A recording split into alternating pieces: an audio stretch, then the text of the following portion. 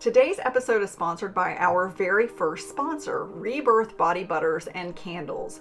Rebirth Body Butters is a 100% natural ingredient, organic body butter company, and it is this beautiful whipped body butter that just feels smooth and silky on your skin. It's made with beef tallow, shea butter, essential oils, and jojoba oil, and these candles are amazing. On top of that, you get a lovely scripture card to help remind you to be in constant contact with God. Check them out at rebirthbodybutters.com.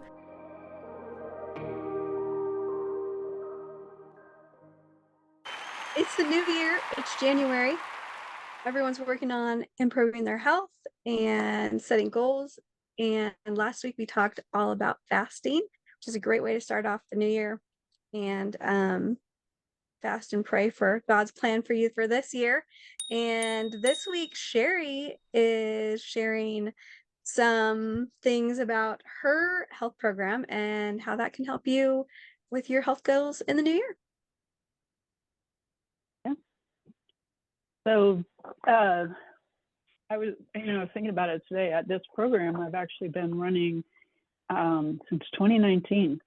So I've been helping people change their lives with what they eat. And I think a lot of people don't understand that what we do eat actually affects how we feel. It affects how our body operates. And, when we shift our diets and when we shift what we're doing and as far as our lifestyle, things start to change. And I know that with my story, we made a lot of changes in my family to move my daughter off of ADHD medications. And in so doing, we switched our whole, what we ate, we switched what we were doing, and it radically changed our lives, which is why I do what I do now, honestly. We found that we slept better, we lost weight without trying, we lost inflammation. As far as, what is inflammation? It shows up in a lot of different ways. It can be the bloating, it can be joint pain, it can be congestion, and that's what I will experience a lot. Brain fog. How many people experience brain fog and they just feel like it's just normal? I just can't remember things well anymore. It's just part of, growing older. And all of these things are not about growing older. It's about, it's what we're putting in our bodies, and our bodies don't know what to do with a lot of the foods that are out there.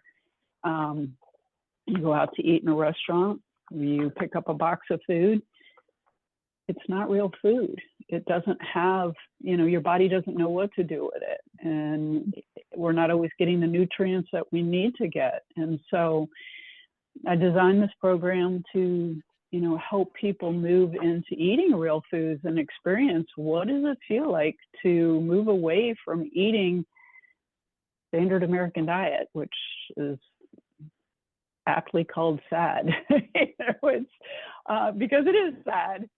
It makes you feel sad. It makes you feel bad. And I want you to feel glad.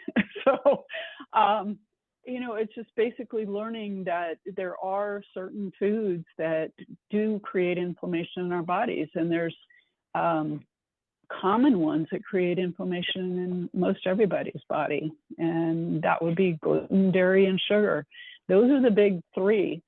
Corn and soy are loaded in our foods, and those are other ones that are also creating problems in our body. And so what this program is I'm bringing people together to basically have an experience of what does it feel like when we start eliminating some of these foods and putting in better foods into our body. And we'll go through a period of time where we work on removing some of those. And no, you don't have to remove all of them at once. You'll feel better if you do. But then, once we do that, then there's a reintroductory phase also where we bring them back, and you can feel, you'll feel the difference of you know, how that food makes you feel. You know, for me, you know, people think dairy, oh, my stomach's gonna, you know, my stomach hurts. Well, my stomach doesn't hurt, you know, when I eat dairy. So I must not have a problem with dairy. And that's not really the way that it works either. You know, for me, I get congestion. I get congestion up here. I might get like a migraine headache that will make me feel sick. But that, and sometimes it's very subtle and sometimes it's not, or it builds up. So, you know, food sensitivities, and that's what it is for most people, because if it's an allergy, you probably already know. But the food sensitivities are real, and it creates different inflammatory issues in your body. So I'm helping people figure that out, but I'm also helping them with lifestyle changes, you know, sleep, with stress, with, you know, what can you do in these different, you know, for these different things, you know, as far as self-care, just because it's the whole body that is needing to have basically an overhaul and to help you feel better. So I know that when, you know, we go through this process, I've had different people that, I had one lady, she didn't cook. She had no reason to cook, you know, or she didn't think she did. And honestly, by the end of it, she was cooking. She was showing us her meals. And she started losing all kinds of inches, which was inflammation. And she was an older woman, and she was thrilled. And she's like, I'm now in this shirt I haven't worn in years. And this is only like in 6 weeks. And the program is not necessarily about losing weight.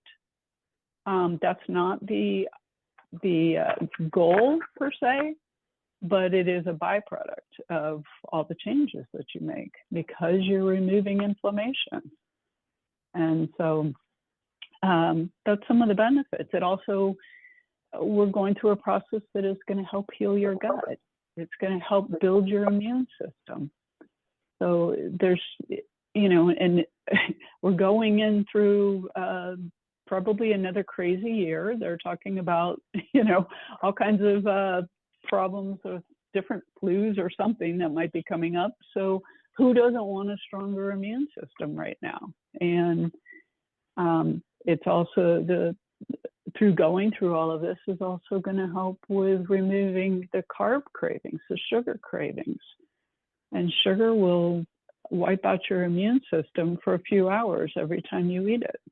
So that's, you know, that's something to think about. But and you know, one of the things that what's that? I thought somebody said somebody. But so I'm planning on starting up this program again because some of my alum have been coming back to me and saying, when are you going to do it again? And so I was like, okay, let's set a date and do it, because January is always the best time. Everybody wants to make those changes and are more apt to stay on board. I have quite a few alum that come back every time, and it's just they're, you know, trying to move to the next level. They may have fallen off a little bit, you know, especially through the holidays. I can say that I enjoyed the holidays, but it's, they, you know, enjoy coming back to it, and, you know, they can, I invite them back at a discount. They get it at half the price. So it is an investment in your health. So, but just a lot of, with the last time that I ran it, I had people that were suffering from migraines that were not having migraines as often, you know, brain fog going away, bloating going away. People were losing weight. And I'm trying to think what else, you know, just people just, I think, don't really understand or realize how much can happen and change in your body very quickly when you start giving it the things that it needs, food-wise, lifestyle wise, your body can heal. God has made our bodies unique. We're all different. We all have, different foods that don't work for us. And we all, for me, there's no one way that is the best way to eat, because we are all unique, because God made us unique. But we also, it's important that we honor our bodies. God gave us one body, all we got to work with, and He wants us to take care of it. So that's really the main reason I think that, for people to make changes, whether it's with me or somebody else, think about it. But yeah, I don't know if you all have any questions or thoughts about what we do or what I do in my program. I was thinking I would just add that when I'm eating clean, like you're talking about, I have a lot more energy and a lot more clarity, and I just have feel better overall, and I'm just more optimistic, I guess, Mm-hmm.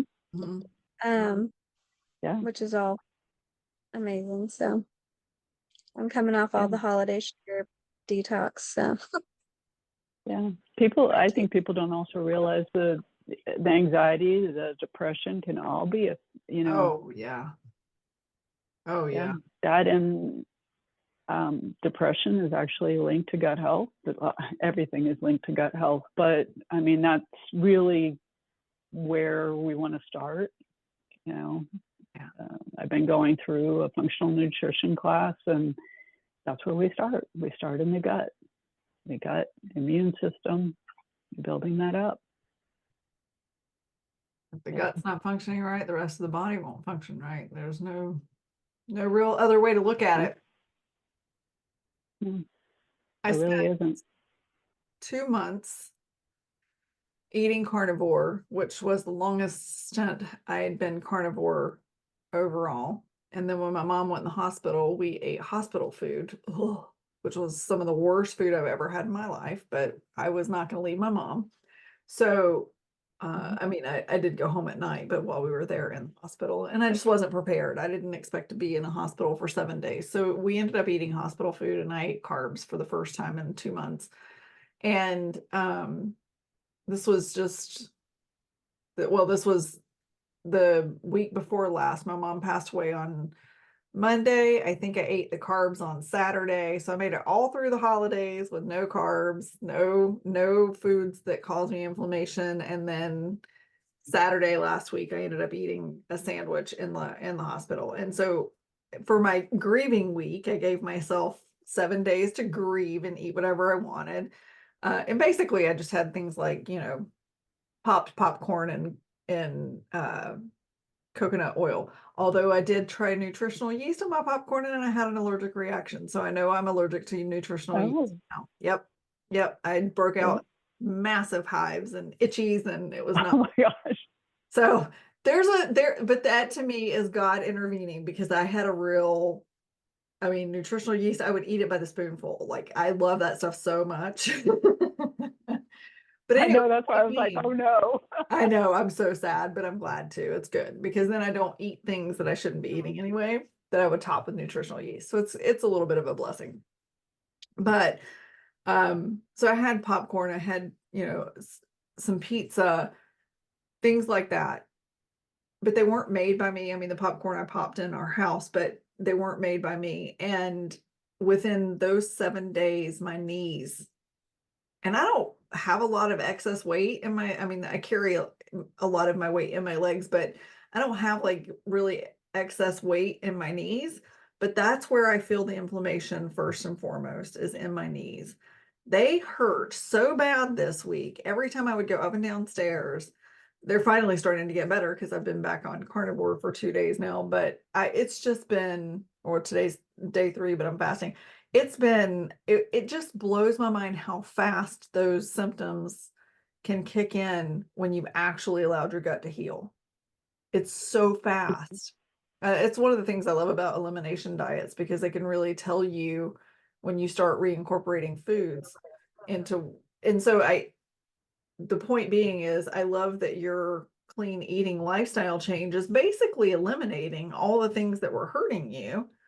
And then as soon as you reincorporate those things, you'll find out. You'll find out. You give it 6 weeks and you'll find out what's really doing damage to your body. So yeah. And like when we do dairy, I tell them we're going to move into raw dairy. Yes. Because a lot of people have issues with regular dairy because of the pasteurization. So yeah, I mean, I know somebody who was lactose intolerant. He could not drink milk, and then he found raw milk, and he was like, "Oh my gosh, I can drink milk now. This is amazing." Yeah. Yeah. We found raw milk in California and we were beside ourselves. It was so good. So good. It is good. It still bothers me. I wish it didn't. That and cheese. I mean, it's like, yeah. Well, cheese is just I know inflammatory in the for same everybody. boat. I know. It is. I love cheese. It's my Achilles heel. Mm-hmm. Yeah. So, yeah, and the only thing that I don't have people reintroduce is sugar, because once you break that sugar, you really don't want to go back to it. But once you've broken that craving, you can have it occasionally and not fall into craving it all the time too. I can testify to that, having had candida and having to break that off. So there was, I can't remember that. And it's interesting too, because a lot of people will be like, I don't really want to introduce it back. They realize, no, I feel good. Your taste buds change too. Like even today. So I did 6 years without sugar. And then as time went by and I would taste something that had sugar in it, it's just so sweet. And it doesn't have the same appeal. So like milk chocolate, you can't pay me to eat milk chocolate. I think it's so gross. It's just so sweet. So yeah. The consistency that's is kind of gross too. Yeah. Yeah. No, I agree with you. Yeah. I had the same issue with my knees too. Because I realized this later on, that I ran track in high school and I ran the hurdles. And when you practice the hurdles, you inevitably clip the inside of your knees. And because of my height and my stride, I ran the 110 yard. That's how we're going back. We did yards then. I would clip. I had to switch legs on the hurdles. Usually it's the same leg, if you've ever watched anybody in the Olympics, and it's just like they do it so beautifully. It's just amazing. But I had to learn to switch lead legs, so I was clipping both knees. The back leg would clip the hurdles. And then when I was in college and eating prep, my knees would swell. They would hurt. They would swell. And I never equated it to what I was eating. No idea. But I experienced the same thing. I don't have, I knew then, boy, I'm going to have some issues with my knees later in life. Yeah. And 40 years later, I don't. So that's great. Praise God. Praise God. Yeah. And I don't know, I attribute most things to food. So I think you should. It's definitely the place to start, or in Bree's case, it's the place to leave. Let it go. Don't eat. But yeah. Well, I for one think about, I realize that we have medicines today that allow us to live a lot longer, but when I think about the foods that were eaten just back in the 1800s, before mass production was so big, you could eat bread at every meal, and you could eat potatoes at every meal if you wanted to, and you were going to live a good high quality life because you were going to be moving around and you were going to be um, active. Most people didn't have desk jobs at that point. And I just feel like as we've continued to evolve technologically, food, of course, being mass produced, the disgusting introduction of Crisco, which was one of the first oils that got introduced into society as a cooking oil, just, and the continued progression forward with the mass production of food and oils and the low quality of the things that are sold in the grocery stores. They know that they're causing addiction. They know that they're creating this dependence on these foods. They know that the low income people that are living on food stamps they don't have a choice but to buy those foods if they're going to use food stamps. They've made it. And when I say they, I mean, the government has made it so that we are sick and dependent on them. And I just believe that everything that you teach teaches people to take their health back because I just, when I think about the way that those people lived, they lived their lives on their terms and they died on their terms, basically. I mean, obviously God took them out when it was their time, but they didn't die because they were so dependent on food. Food was not, Right. food was not an idol. And it may have been to some people. I'm not saying everybody was that way, but food was not an idol to most people back then. And I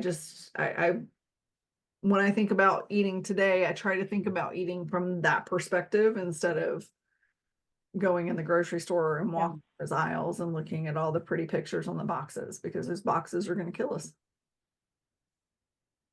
Yeah. Hard not to do that. I'll tell you something that comes to mind for me, Sherry, that is really valuable is I thought I was eating healthy, and I was really, I mean, no, I didn't ace it. I didn't, who cares about that? But when it was like healthy day, I thought I was eating healthy. But what happened was the test allowed me to see, yeah, you could be eating healthy, but you could still be eating something that's affecting your gut. With like what you were talking about, the food sensitivity. And that's been interesting for me. Just because you can be like doing everything that you can, but then still have, different issues, and then find out, and be prescribed a medication for it, and then work with you and with the functional labs and find out, oh, it's a food sensitivity that was causing these issues the whole time, right? So, I mean, there's value in that alone. Oh, yeah. Yeah, because I'm not even doing the labs. So it's like, that's not even, it is so, typically, it is so evident to somebody that when you eliminate it and you bring it back, that it's right there in your face. And it's like, it really is a problem. I mean, some of the food sensitivities, yeah, you'll probably want to do some testing for, like, maybe you want to know or not, like chocolate is I have a food sensitivity to chocolate, which is like wrong. As a woman, that is very wrong. That is wrong. So, but yeah. And I think you're right about, feeling like you're eating healthy, because I think a lot of people really do feel like they're eating healthy because the box tells them that it's natural, it's healthy, it's organic. It has all the buzzwords on it, and that they've been feeding us, literally. And it's, yeah. And so people do really think they're eating healthy, and they're really not. So it is getting back to basics and starting at the ground and learning what is real food. What have they told us that's not true, especially with the oils, because we do actually have a whole segment on oils, the good, the bad, and the ugly, and with fats, and learning about all of those different things. So it's a lot of education in it, so that you understand why. I'm a why person. I want to know why I'm doing something, not just tell me what to do. So because if somebody just tells me what to do, then later I may be like, yeah, well, whatever. Yeah. So, but it's fun as a group. So, I also have like a little area where we chat, and it's there for motivation and inspiration, and people get to ask questions every day, get them answered. Do you do Zoom calls on it with the group? Actually, I do Zoom calls, yeah. So once a week, all of the material is recorded, and there's also a workbook that has everything in it. Nice. So they can go through that, they can read it, they can listen to it, they can do both, which is what I usually do when I learn something.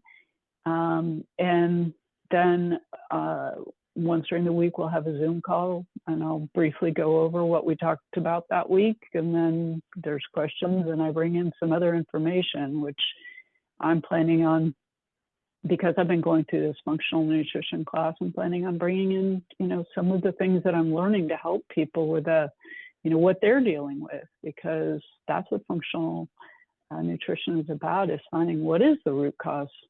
Because if we don't get to the root, then we're never going to fix the problem.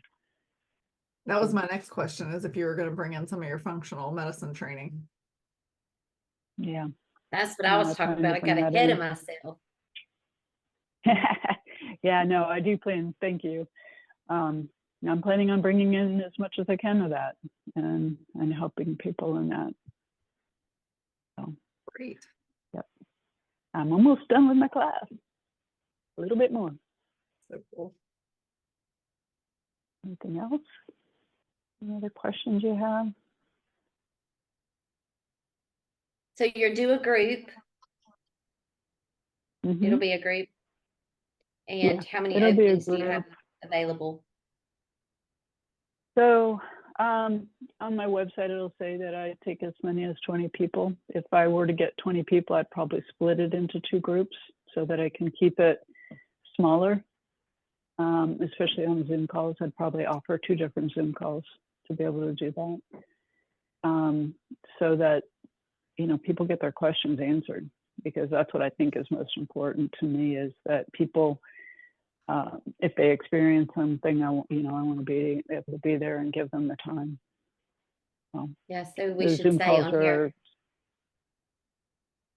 the Zoom calls are scheduled for an hour, but yeah, I just opened it today, and yeah, so it starts January 27th, and we'll be able to start that day with, getting into it.